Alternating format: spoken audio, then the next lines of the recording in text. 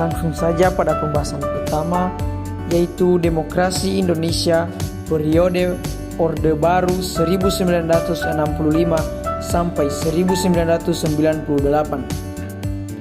Nah, berdasarkan situs resmi Kementerian Pendidikan dan Kebudayaan Republik Indonesia, bukti empirik bahwa Indonesia adalah negara demokrasi dilihat dari alur sejarahnya.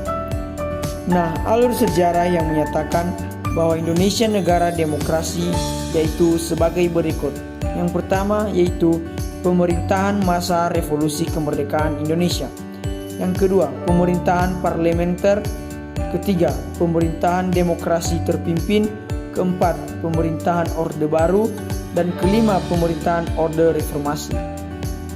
Kali ini akan dijelaskan mengenai pelaksanaan demokrasi di Indonesia masa Orde Baru 1965 sampai 1989. Era baru dalam pemerintahan ini dimulai setelah mulai masa transisi yang singkat, yaitu antara 1966 sampai 1968, ketika Jenderal Soeharto dipilih menjadi Presiden Republik Indonesia. Era pemerintahan pada masa Soeharto dikenal sebagai Orde Baru dengan konsep demokrasi Pancasila. Visi utamanya pemerintah Orde Baru ini adalah untuk melaksanakan Pancasila dan Undang-Undang Dasar 1945 secara murni dan konsekuen dalam setiap aspek kehidupan masyarakat di Indonesia. Dengan visi tersebut, Orde Baru memberikan harapan bagi rakyat Indonesia, terutama yang berkaitan dengan perubahan-perubahan politik. Perubahan politik dari yang bersifat otoriter pada masa demokrasi terpimpin di bawah Presiden Soekarno menjadi lebih demokratis pada Orde Baru. Rakyat pun percaya terhadap pemerintahan Orde Baru di bawah pimpinan Presiden Soeharto atas dasar beberapa hal, yaitu 1. Soeharto sebagai tokoh utama Orde Baru dipandang sebagai sosok pemimpin yang mampu mengeluarkan bangsa Indonesia dari keterpurukan. Yang kedua, Soeharto berhasil membubarkan Partai Komunis Indonesia atau PKI yang menjadi musuh Indonesia pada masa ini. Yang ketiga, Soeharto berhasil menciptakan stabilitas keamanan Indonesia pasca pemberontakan PKI dalam waktu relatif singkat. Tetapi harapan rakyat tersebut tidak sepenuhnya terwujud. Mengapa demikian? Karena sebenarnya tidak ada perubahan substantif dari kehidupan politik Indonesia. Antara Orde Baru dan Orde Lama sebenarnya sama-sama otoriter. Dalam perjalanan politik pemerintahan Orde Baru, kekuasaan presiden merupakan pusat dari seluruh proses politik di Indonesia. Lembaga kepresidenan adalah pengontrol utama lembaga negara lain yang bersifat suprastruktur, DPR, MPR, DPA, BPK, dan MA, maupun yang bersifat infrastruktur, LSM, partai politik, dan sebagainya. Dalam perjalanan politik pemerintahan Orde Baru, kekuasaan presiden merupakan pusat dari seluruh proses politik di Indonesia. Soeharto mempunyai sejumlah legalitas yang tidak dimiliki oleh siapapun, seperti pengemban supersemar, mandataris MPR, Bapak Pembangunan, dan Panglima Tertinggi ABRI. Berdasarkan kondisi tersebut, pelaksanaan demokrasi Pancasila masih jauh dari harapan. Pelaksanaan nilai-nilai Pancasila secara murni dan konsekuen hanya dijadikan sebagai alat politik penguasa. Kenyataan yang terjadi, pelaksanaan demokrasi Pancasila sama dengan kediktatoran. Nah, demikian pembahasan dari saya dan akan dilanjutkan oleh pembahasan kedua. Oke teman-teman, pada pembahasan kali ini kita akan membahas tentang karakteristik Pancasila. Sebelum itu, era pemerintahan pada masa Soeharto dikenal sebagai Orde Baru 1965 sampai 1998 dengan konsep demokrasi Pancasila. Visi utama pemerintahan Orde Baru adalah melaksanakan Pancasila dan Undang-Undang 1945 secara murni dan konsekuen dalam setiap aspek kehidupan bermasyarakat di Indonesia. Dengan visi tersebut, Orde Baru memberikan secerca kehidupan bagi rakyat Indonesia. Tetapi kenyataan yang terjadi, demokrasi Pancasila sama dengan kediktatoran. Pelaksanaan nilai-nilai Pancasila secara murni dan konsekuen hanya menjadi alat politik penguasa. Hal tersebut dapat terlihat dari karakteristik politik pada masa periode Orde Baru. Oke teman-teman, di sini saya akan menjelaskan karakteristik demokrasi Pancasila pada masa pemerintahan Orde Baru berdasarkan indikator demokrasi. Yang pertama yaitu rotasi kekuasaan eksekutif boleh dikatakan sangat kecil terjadi. Yang kedua, rekrutmen politik bersifat tertutup. Yang ketiga, pemilihan umum. Dan yang keempat, pelaksanaan hak dasar warga negara. Yang pertama, rotasi kekuasaan eksekutif boleh dikatakan sangat kecil terjadi.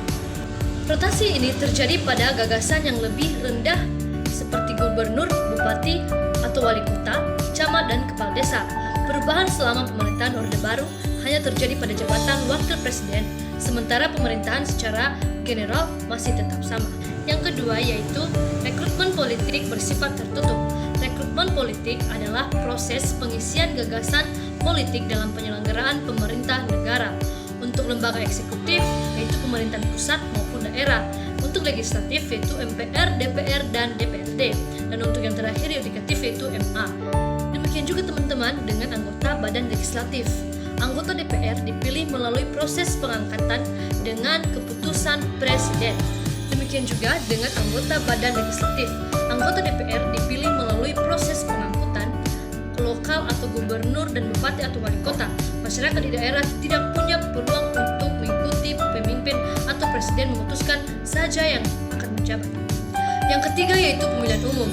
Pada masa pemerintahan Orde Baru, pemilihan umum telah dilangsungkan sebanyak 7 kali dengan frekuensi setiap 5 tahun sekali secara teratur.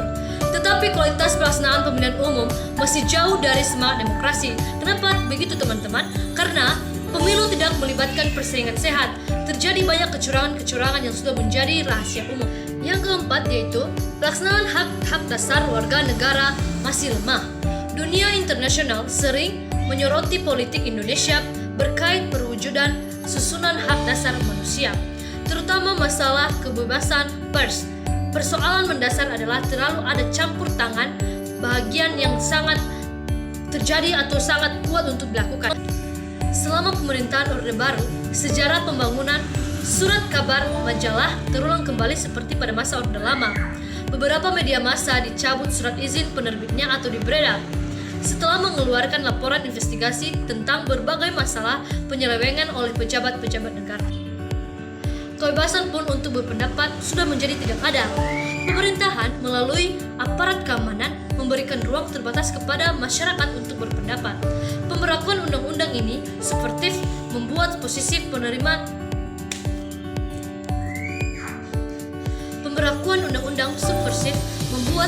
pemerintah kuat karena tidak ada kontrol dari rakyat. Yang terjadi sekarang, rakyat takut berpendapat mengenai kebijakan yang diambil oleh pemerintah. Pemerintah akan memenjarakan dan mencekal orang-orang yang mengkritisi kebijakan pemerintah. Baik teman-teman, saya sebagai pembahas ketiga akan melanjutkan pembahasan materi kami tentang pelaksanaan demokrasi di Indonesia pada tahun 1998. Pada periode ini, Soeharto terpilih kembali sebagai Presiden Indonesia pada Sidang Umum MPR Maret 1998. Akan tetapi, penyimpangan-penyimpangan yang terjadi pada masa pemerintahan Orde Baru ini membawa Indonesia pada krisis multidimensi yang diawali dengan badai krisis moneter yang tidak kunjung reda. Krisis moneter tersebut pun membawa akibat terjadinya krisis politik dan tingkat kepercayaan rakyat terhadap pemerintah pada saat itu begitu kecil. Tidak hanya itu, kerusuhan-kerusuhan terjadi hampir di semua belahan bumi di Nusantara ini.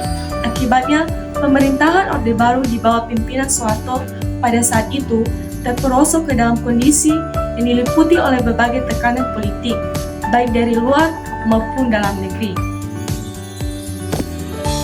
Dari dunia internasional pun, terutama Amerika Serikat pada saat itu, secara terbuka meminta Presiden Soeharto untuk mundur dari jabatannya. Dari dalam negeri pun timbul gerakan massa yang dimotori oleh mahasiswa menuntut Presiden Soeharto pada saat itu untuk mundur dari jabatannya.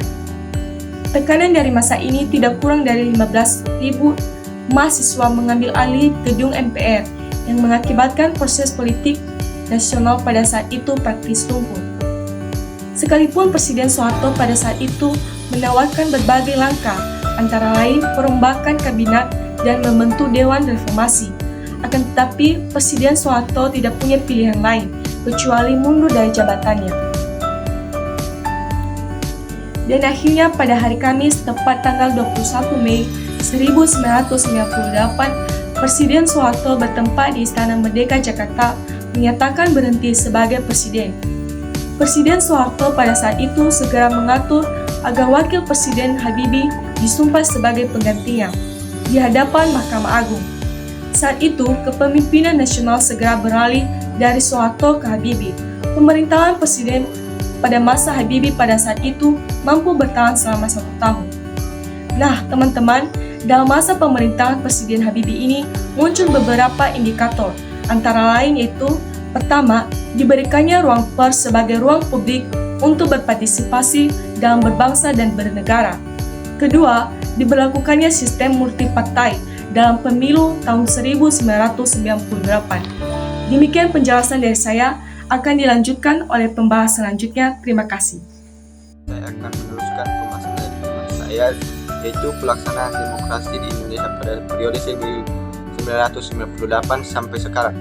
Demokrasi yang diterapkan pada era reformasi ini adalah demokrasi Pancasila, tentu saja dengan karakteristik yang berbeda dengan Orde Baru dan sedikit mirip dengan demokrasi parlementer tahun 1950 sampai 1959.